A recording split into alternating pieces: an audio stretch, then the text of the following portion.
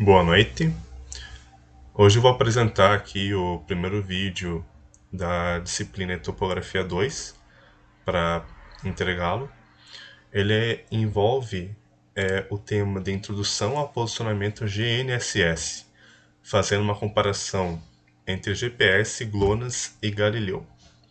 Meu nome é Marcel Shkibitsky Jamil, eu sou aluno do curso de Agronomia. Falando um pouco a respeito do GNSS, ele é o Sistema Global de Navegação por Satélite e é utilizado na agrimensura, em atividades de cartografia e também em outros tipos de engenharias.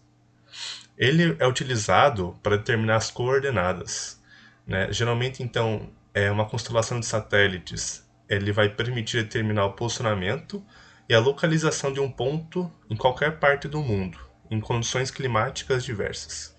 Então, a definição que a gente tem de GNSS é que as constelações de satélites ele é formado por constelações de satélites que vão permitir determinar o posicionamento e a localização de qualquer objeto no globo terrestre.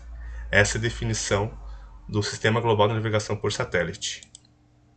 Como que o GNSS atua? Então, para o funcionamento do GNSS, é necessário ter no mínimo um receptor e pelo menos 4 satélites disponíveis, para assim determinar as coordenadas x, y, z e o tempo.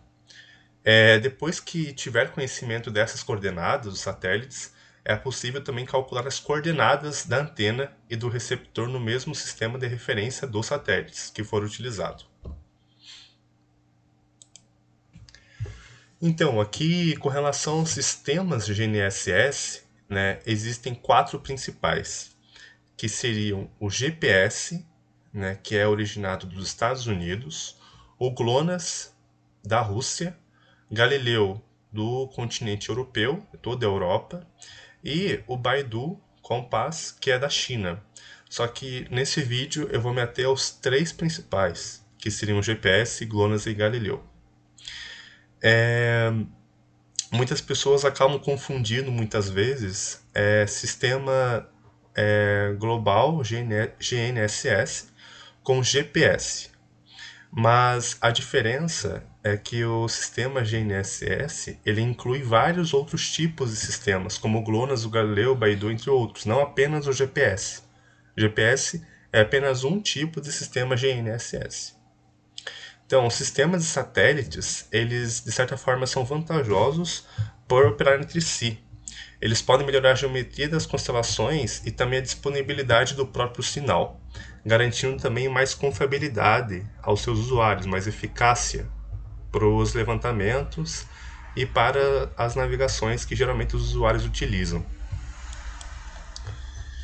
Então, os diversos usos para o sistema GNSS está a implantação de redes geodésicas, os levantamentos topográficos, levantamentos geodésicos, mapeamento, diversos tipos de mapeamento, georreferenciamento de imóveis rurais, que é muito utilizado na nossa área da agronomia, principalmente, da determinação de coordenadas e outros pontos, e outros usos também que podem ser utilizados por meio do sistema GNSS.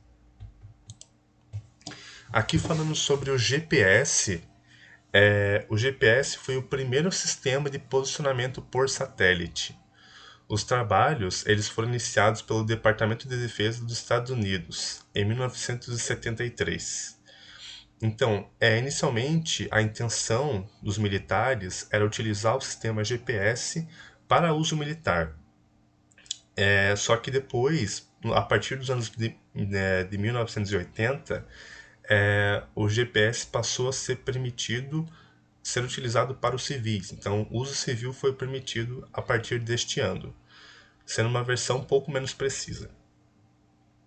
Nos anos de 1995, o GPS ele se estendeu para a cobertura global e hoje ele utiliza cerca de 31 satélites, contando com alguns satélites reserva. A plataforma ela vai fornecer serviços de posicionamento, horário e navegação. E para ter o funcionamento do GPS em algum dispositivo, é necessário que o mesmo dispositivo esteja dentro do alcance de pelo menos 4 satélites, o que é praticamente uma certeza que isso vai acontecer. porque o sistema GPS ele já é bem avançado e ele tem uma cobertura muito grande, praticamente o planeta inteiro. Então, ele é composto por segmentos que também, esses mesmos segmentos, eles acabam se repetindo nos outros sistemas GNSS. Então, é o espacial, de controle e o sistema de usuários, que eu vou descrever agora.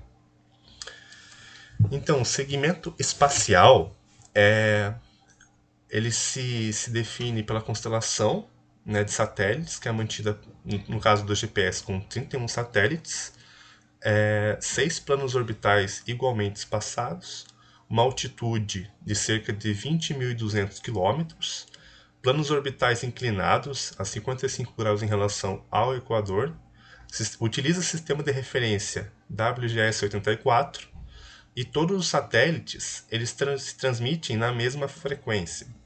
Né? Então a gente vai ter ali uma garantia, como eu já falei, de 4 satélites GPS visíveis em qualquer local da superfície terrestre e em qualquer hora, independente das condições climáticas. Então, falando aqui um pouco a respeito do segmento de controle, a gente tem existem estações de rastreio distribuídos em várias partes do globo, né? Várias partes do mundo.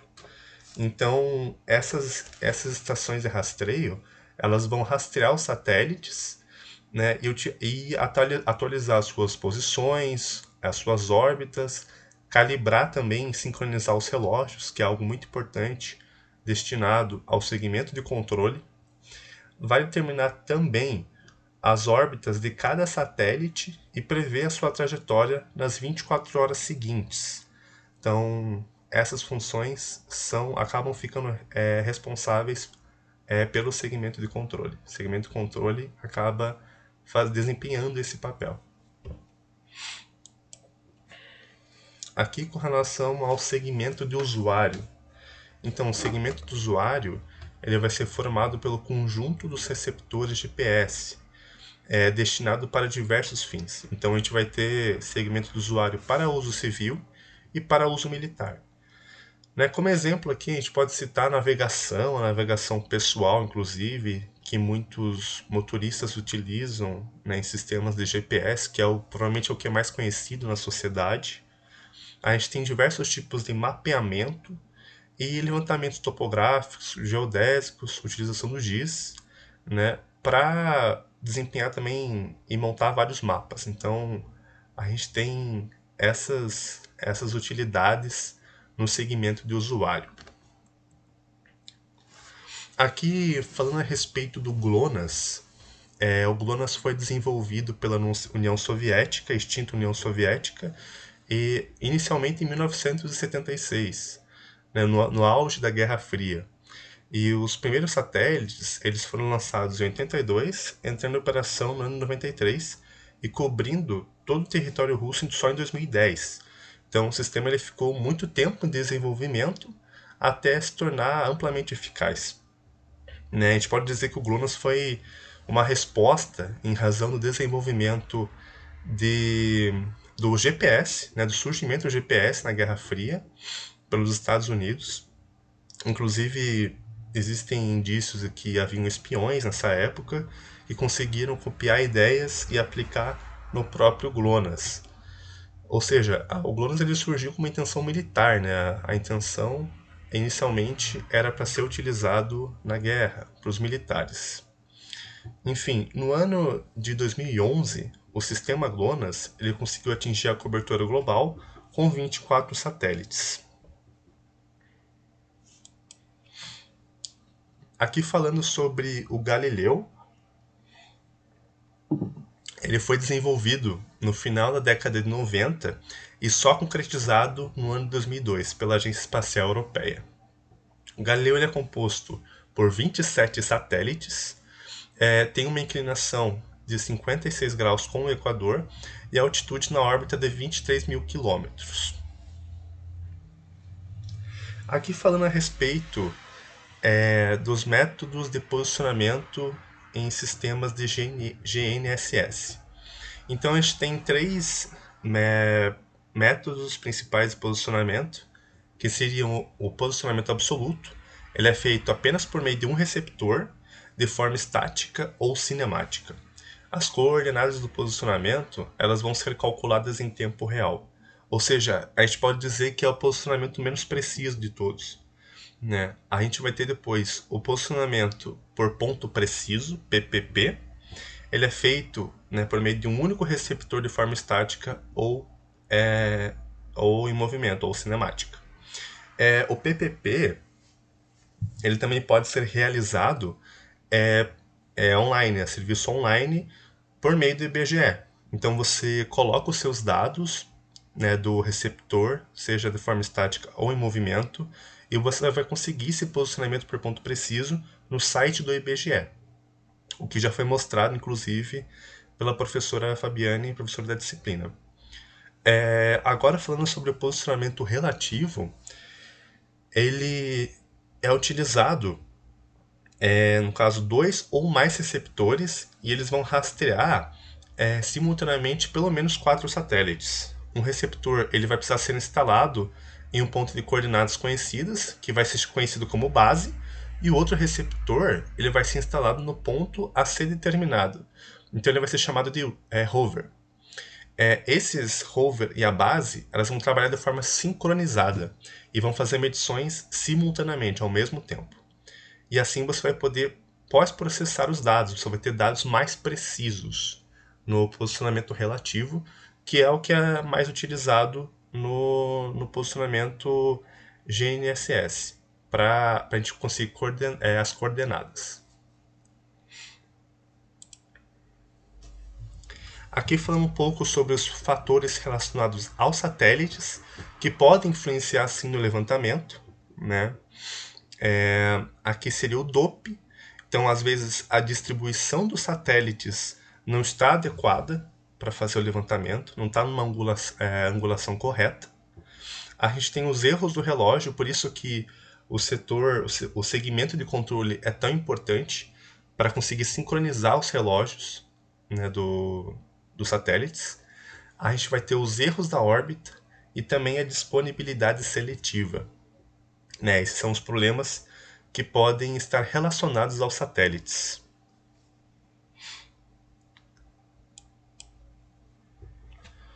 Aqui, falando um pouco a respeito dos fatores voltados à propagação do sinal. Então, o sinal, quando a gente faz o levantamento topográfico, como a gente depende, né, de ter um sinal mais limpo para fazer o levantamento de forma mais eficaz, a gente pode acabar, às vezes, lidando com algum desses erros. Seria, no caso, um retardo atmosférico, ou seja, as camadas da atmosfera elas podem acabar obstruindo o sinal, né, retardando o sinal e fazendo com que ele demore a chegar. Né, ele acaba demorando para chegar na antena e também para voltar da antena para o satélite. Então a gente tem um retardo atmosférico que pode influenciar nisso. E um dos piores problemas que podem acontecer e geralmente acontecem no levantamento é com relação ao multicaminhamento. O multicaminhamento ele ocorre principalmente em função de obstruções da área, né, de edificações, de árvores. Então o sinal, quando ele é emitido, ele acaba batendo nesses lugares até chegar no local da base, né, da antena. Então o sinal ele chega, só que ele acaba antes passando por um multicaminhamento. Então o sinal ele fica distorcido, podemos dizer assim. E também ocorre a perda de ciclos. Então é algo que pode acarretar, né, num sinal não tão eficaz, um sinal às vezes obstruído e com falhas. Então, quando isso ocorre, geralmente é necessário refazer o levantamento quando a gente tem uma situação em que não dá para analisar os dados, né? Não dá para ter uma clareza nos dados. Então, seria basicamente isso, os fatores voltados à propagação do sinal. Então, a respeito do que eu tinha para falar era isso, né? Aqui eu acabo o meu vídeo falando sobre o posicionamento GNSS.